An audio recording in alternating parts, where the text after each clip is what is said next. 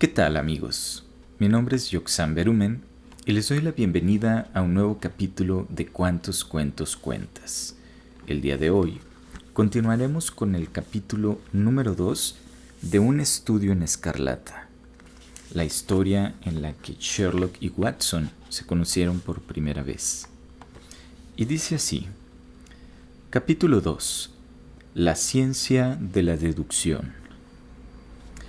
El día siguiente nos reunimos, según se había acordado, para inspeccionar la suite en el número 221B de Baker Street, que consistía en un par de cómodas alcobas y una única sala de estar grande, ventilada y alegremente amueblada e iluminada por dos amplias ventanas. Era tan deseable en todos los sentidos y tan accesibles parecían los términos cuando se dividieron entre nosotros, que el trato se concluyó enseguida y de inmediato tomamos posesión de ella. Esa misma noche saqué mis cosas del hotel y la mañana siguiente Sherlock Holmes me siguió con varias cajas y maletas. Durante 1 o 2 días estuvimos ocupados en desempacar y distribuir todo en nuestra propiedad de la mejor manera. Hecho eso, poco a poco, comenzamos a sentarnos y acomodarnos en nuestro nuevo entorno. Desde luego, no era difícil convivir con Holmes. Era tranquilo y sus hábitos eran regulares. Extraña vez se levantaba después de las 10 de la noche e invariablemente desayunaba y salía antes que yo me levantara por la mañana. A veces pasaba el día en el laboratorio químico, a veces en las salas de disección, y ocasionalmente en largas caminatas que parecían llevarlo a las partes más bajas de la ciudad. Nada podía exceder su energía cuando tenía un ataque de trabajo, pero de vez en cuando se apoderaba de él una reacción y pasaba días tendido en el sofá de la sala de estar sin pronunciar palabra alguna ni mover un músculo de la mañana a la noche.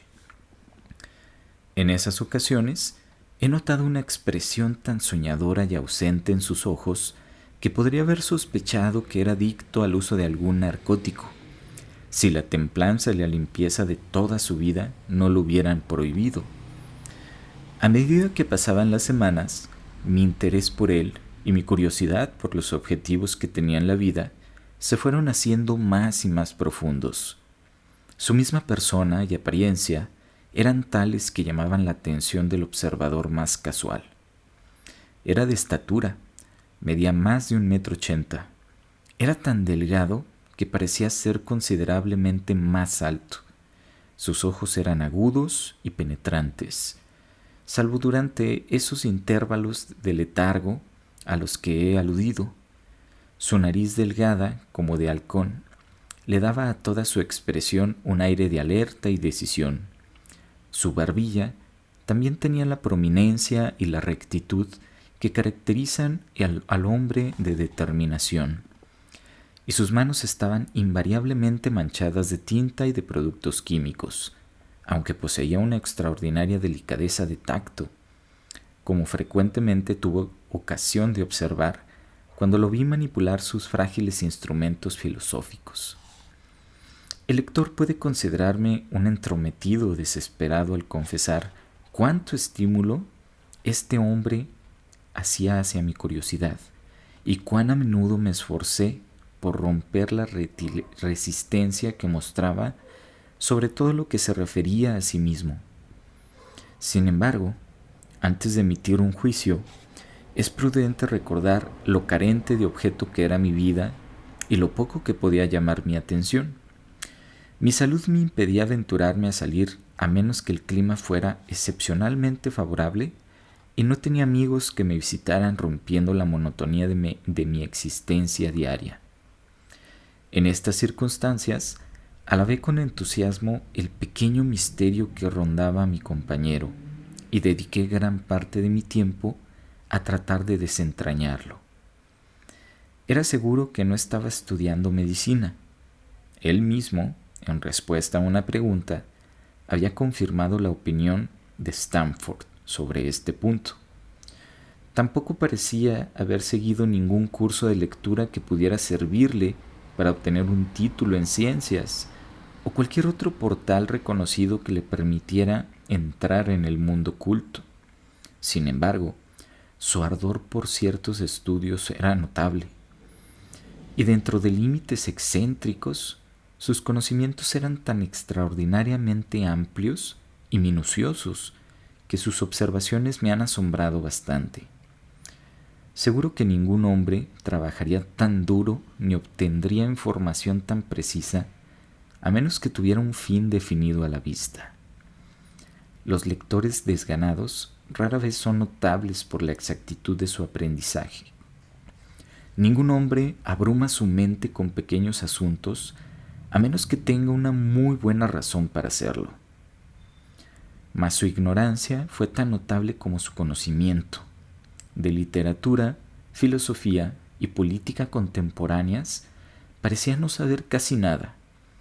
Al citar a Thomas Clyrle, le preguntó de la manera más ingenua quién podría ser y qué había hecho. Entonces mi sorpresa llegó a su punto culminante. Sin embargo, me pareció un hecho tan extraordinario que apenas podía creerlo cuando descubrí por accidente que ignoraba la teoría copernicana y la composición del sistema solar. Es decir, era sorprendente que cualquier ser humano civilizado de este siglo XIX no estuviera al tanto de que la Tierra giraba alrededor del Sol. «Parece usted asombrado», me dijo sonriendo ante mi expresión de sorpresa. «Ahora que lo sé, haré todo lo posible por olvidarlo». «¿Olvidarlo?», exclamé. «Verá», me explicó, «considero que el cerebro de un hombre es como un pequeño ático vacío, y hay que abastecerlo con muebles que uno elija. Así, un mentecato toma toda la madera de todo tipo que encuentra, de modo que el conocimiento que podría serle útil se desplaza, o, en el mejor de los casos, se mezcla con muchas otras cosas, por lo que tiene dificultades para recurrir a él. Ahora bien, el hábil obrero es muy cuidadoso con lo que lleva al ático de su cerebro. No tendrá nada más que las herramientas que puedan ayudarlo a hacer su trabajo, pero de ellas tiene una gran variedad y todas en un orden perfecto. Es un error pensar que esta habitación tiene paredes elásticas y puede dilatarse en cualquier medida. Confía en lo que le digo. Llega un momento en que por cada adición de conocimiento se olvida algo que ya se sabía. Por lo tanto, es de suma importancia no dejar que los hechos inútiles sustituyan a los útiles. «Pero el sistema solar», protesté. «¿Y qué rayos es eso para mí?», interrumpió con impaciencia. «Dice usted que damos la vuelta al Sol. Si diéramos la vuelta a la Luna, no me importaría ni un céntimo ni a mí ni a mi trabajo». Estuve a punto de preguntarle cuál podría ser ese trabajo, pero algo en su comportamiento me mostró que la pregunta le sería desagradable. Sin embargo, reflexioné sobre nuestra breve conversación y traté de sacar mis deducciones de ella. Dijo que no adquiría ningún conocimiento que no se relacionara con su objetivo. Por lo tanto, todo el conocimiento que poseía era tan solo el que le sería útil. Entonces enumeré en mi propia mente todos los puntos sobre los que me había hablado o mostrado que estaba excepcionalmente bien informado. Incluso tomé un lápiz y los anoté. No pude evitar sonreír ante el documento cuando lo terminé. Este decía así: Sherlock Holmes, sus límites, : conocimiento de literatura, nulo; filosofía, nulo; astronomía, nulo; política, débil; botánica, variable; bastante sobre belladona, opio y venenos en general; nulo en cuanto a la práctica de la jardinería; geología, práctico, pero limitado. De un vistazo distingue diferentes suelos entre sí. Después de algunos paseos, me ha mostrado salpicaduras en sus pantalones y me ha dicho tanto su tanto por su color como por su consistencia, de qué parte de Londres procedían. Química, profundo. Anatomía, exacto pero no sistemático. Literatura sensacional, inmensa. Parece conocer cada detalle de todos los horrores perpetrados en el siglo. Música, toca bien el violín. Deportes, es un jugador experto en singlestick. Además es un buen boxeador y espadachín. Derecho, tiene un buen conocimiento práctico de la ley británica. Cuando llegué tan lejos en mi lista, la arrojé al fuego con desesperación y pensé, si tan solo pudiera encontrar el objetivo de este tipo al conciliar estos talentos y descubrir con ello una vocación que los requiera a todos, pero es mejor que abandone el intento cuanto antes. Veo que ya he aludido a sus habilidades sobre el violín, que fueron muy notables, pero también excéntricos como todos sus otros talentos. Sabía bien que podía tocar piezas y piezas difíciles, porque a petición mía ha tocado algo del líder de Mendelssohn y otros favoritos. Sin embargo, cuando se dejaba ir solo, rara vez producía música o intentaba algo reconocido. Reciclando en su sillón de una noche, cerraba los ojos y raspaba sin cuidado el violín que tenía sobre la rodilla. A veces los acordes eran sonoros y melancólicos. De vez en cuando eran fantásticos y alegres. Claramente reflejaban los pensamientos que lo poseían. Pero si la música ayudó a esos disentimientos o si la interpretación fue el resultado de un capricho o fantasía, era más de lo que se podía determinar. Podría haberme rebelado contra estos solos de violín exasperantes, si no hubiera sido porque solía terminar con ellos tocando en rápida sucesión toda una serie de mis aires favoritos como una pequeña compensación por la prueba de mi paciencia. Durante nuestra primera semana más o menos, no tuvimos llamadas y había comenzado a pensar que mi compañero era un hombre tan desamparado como yo. Pero descubrí que tenía muchos conocidos y que pertenecía a diversas clases sociales. Había un tipo pequeño, cetrino, con cara de rata y ojos oscuros, que me presentaron como el señor Lestrade, y que venía 3 o 4 veces en una sola semana. Una mañana llamó una joven vestida a la moda y se quedó media hora más o menos. Esa misma tarde me trajo un visitante canoso como un buhonero judío, que me pareció muy emocionado y que era seguido de cerca por una anciana descuidada. En otra ocasión, un anciano de cabellos blancos se entrevistó con mi compañero y en otro momento se presentó un mozo de ferrocarril con su uniforme de terciopelo. Cuando aparecía alguno de estos individuos indescriptibles, Sherlock Holmes solía salpicarme que le permitiera usar la sala de estar y yo me retirara a mi dormitorio. Siempre me pidió disculpas por ponerme en este inconveniente y me decía: tengo que usar esta sala como un lugar de trabajo y estas personas son mis clientes. Nuevamente tuve la oportunidad de hacerle una pregunta y de nuevo mi delicadeza me impidió obligar a otro hombre a confiar en mí.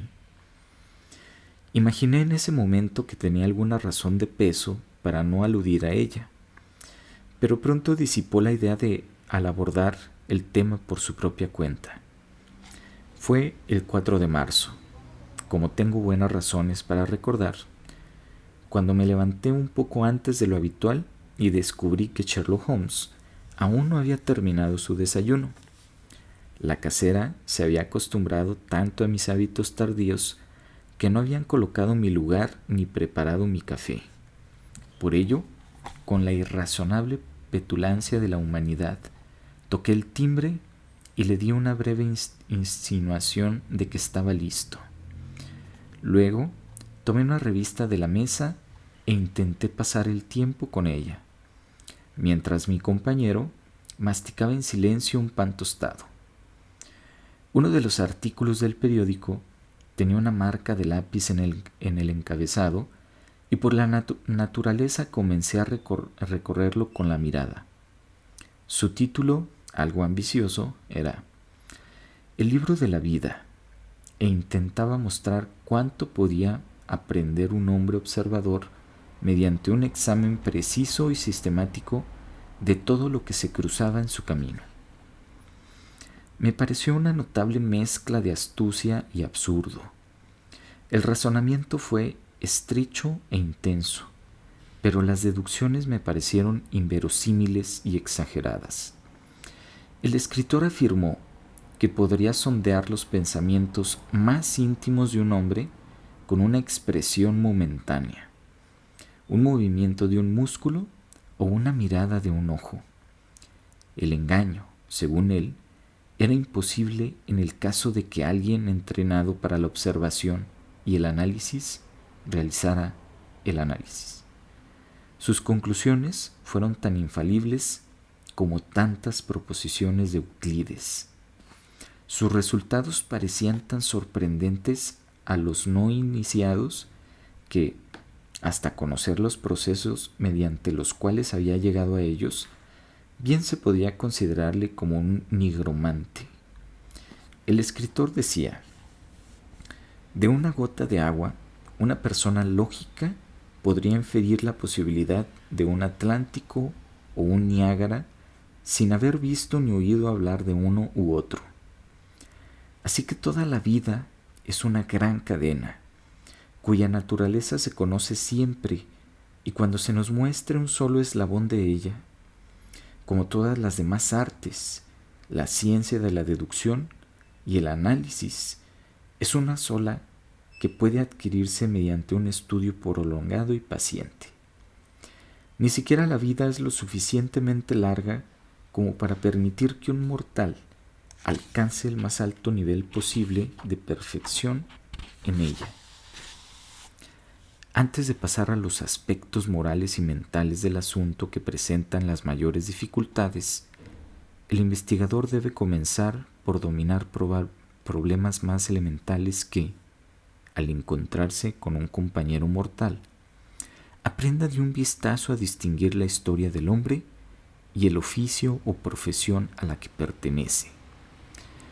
Por más pueril que parezca un ejercicio así, agudiza las facultades de la observación y le enseña a uno dónde mirar y qué buscar por las uñas de un hombre, por la manga de su abrigo, por su bota, por las rodillas de su pantalón, por las callosidades de su dedo índice y pulgar, por su expresión, por los puños de su camisa, etc.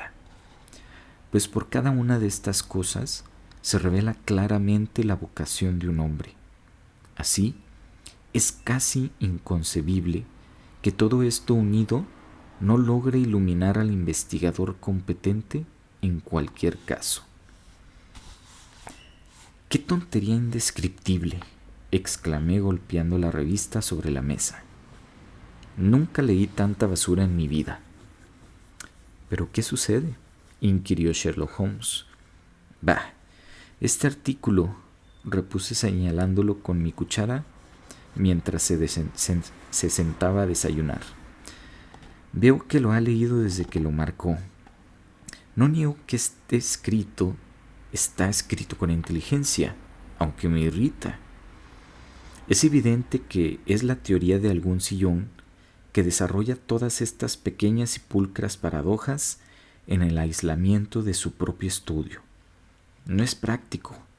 Me gustaría verlo subido a un vagón de tercera clase en el metro y pedirle que comparta los oficios de todos sus compañeros de viaje. Yo apostaría 1000-1 contra él. Pues perdería su dinero, comentó Sherlock Holmes en calma. En cuanto a ese artículo, lo escribí yo mismo. ¿Usted? Sí. Tengo un turno tanto para la observación como para la deducción. Las teorías que he expresado allí y que le parecen tan quiméricas son en realidad extremadamente prácticas, tanto que dependo de ellas para mi pan y queso. ¿Cómo?, pregunté involuntariamente. Bueno, tengo un oficio propio. Supongo que soy el único en el mundo. Soy un detective consultor. Si usted puede entender qué es eso, aquí en Londres tenemos muchos detectives del gobierno y muchos privados. Cuando estos fallan, vienen conmigo para que les ponga en el camino correcto.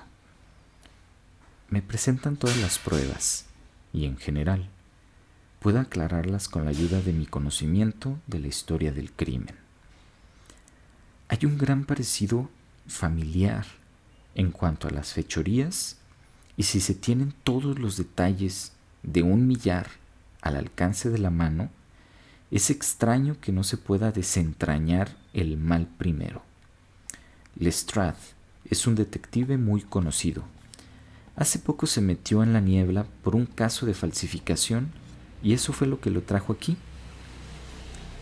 ¿Y las otras personas?, pregunté.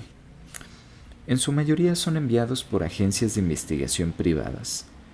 Todas son personas que están en problemas por algo y quieren un poco de iluminación. Escucho sus historias, ellos escuchan mis comentarios y luego me embolso mis honorarios. Pero, ¿quiere decir que sin salir de la suite puede desenredar algún nudo con el que otros hombres no pueden hacer nada, aunque hayan visto cada detalle por sí mismos?, pregunté. Muy bien, tengo una especie de intuición de esa manera. De vez en cuando surge un caso un poco más complejo. Entonces tengo que andar de un lado para otro y ver las cosas con mis propios ojos. Verá, tengo muchos conocimientos especiales que aplico al problema y que facilitan las cosas magníficamente. Esas reglas de deducción, establecidas en ese artículo que despertaron su desprecio, son invaluables para mí en el trabajo práctico. Pues para mí, la observación es una segunda naturaleza. Usted mismo pareció sorprendido cuando le dije en nuestro primer encuentro que había venido de Afganistán. Se lo dijeron sin duda, reparé. No, nada de eso. Yo sabía que venía usted de Afganistán, por costumbre. El tren de pensamientos corrió tan rápido en mi mente que llegué a la conclusión sin ser consciente de los pasos intermedios. Sin embargo, sí existieron esos pasos. El hilo del razonamiento fue así. Aquí hay un caballero de tipo médico, pero con aire de militar. Entonces, claramente es un médico del ejército. Acaba de llegar de los trópicos porque su rostro es oscuro y ese no es el tinte natural de su piel, pues sus muñecas son claras. Ha pasado por dificultades y enfermedades, como lo dice notariamente su rostro demacrado. Su brazo izquierdo está herido, puesto que lo sostiene de una manera rígida y antinatural. ¿En qué lugar de los trópicos un médico del ejército inglés pudo haber visto muchas dificultades y haber sufrido una herida en el brazo?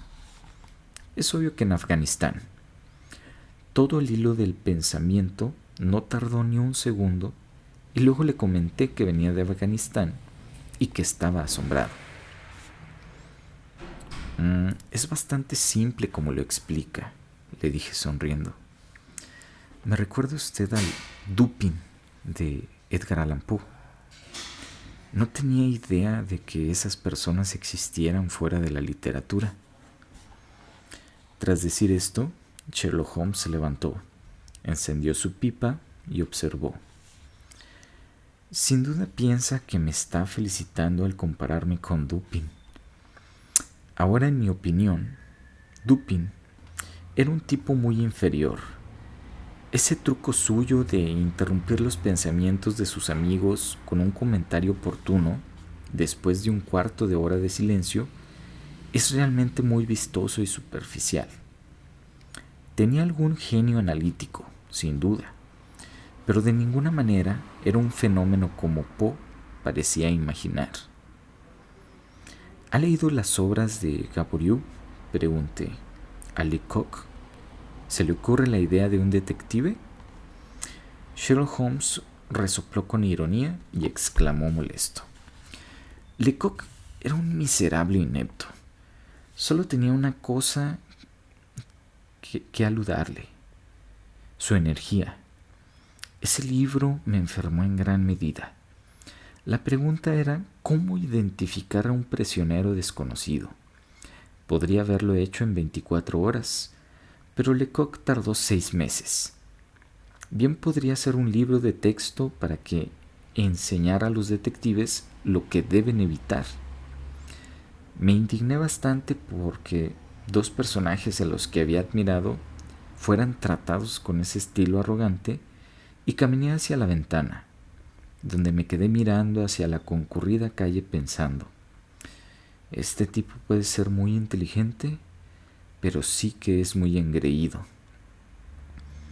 No hay crímenes ni criminales en estos días, dijo resentido. ¿De qué sirve tener cerebro en nuestra profesión? Yo sé bien que lo tengo para hacer famoso mi nombre.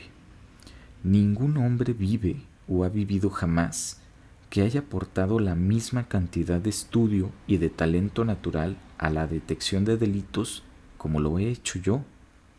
¿Y cuál es el resultado? No hay ningún delito que detectar, o, a lo sumo, alguna villanía torpe con un motivo tan transparente que incluso un funcionario de Scotland Yard pueda ver a través de él. Por mi parte, todavía estaba molesto por su estilo de conversación agitado y pensé que era mejor cambiar el tema. Me pregunto qué está buscando este tipo, pregunté señalando a un individuo vestido de manera sencilla que caminaba lento por el otro lado de la calle, mirando ansiosamente los números. Este hombre tenía un gran sobre azul en la mano y era obvio que portaba un mensaje. «Ah, ¿se refiere al sargento retirado de los marines?», dijo Sherlock Holmes. Alardea y fanfarronea. Bien sabe que no puedo verificar sus suposiciones, pensé. Y apenas había pasado esto por mi mente cuando el hombre a quien estábamos observando vio el número en nuestra puerta y corrió velozmente por la calle. Después oímos un fuerte golpe, una voz profunda abajo y pasos pesados que subían por la escalera. «Para Mr. Sherlock Holmes», dijo entrando en la habitación y entregándole la carta a mi amigo. Esta era la oportunidad de quitarle su engreimiento.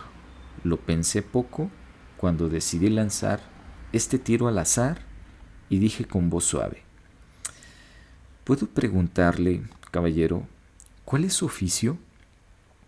«Comisario, señor», dijo el hombre con aspereza. «Mi uniforme está en reparación». «¿Y qué era anteriormente, caballero?», pregunté con una mirada ligeramente maliciosa que dirigía a mi compañero. «Un sargento, señor, de la infantería ligera de la Marina Real, señor». ¿Sin respuesta, señor? Perfecto. Dicho esto, juntó los talones, levantó la mano a modo de saludo y se fue. Y ese es el fin del capítulo número 2 de Un estudio en escarlata. Síganme y estén al pendiente para continuar con esta historia de Sherlock Holmes. Gracias por escucharme.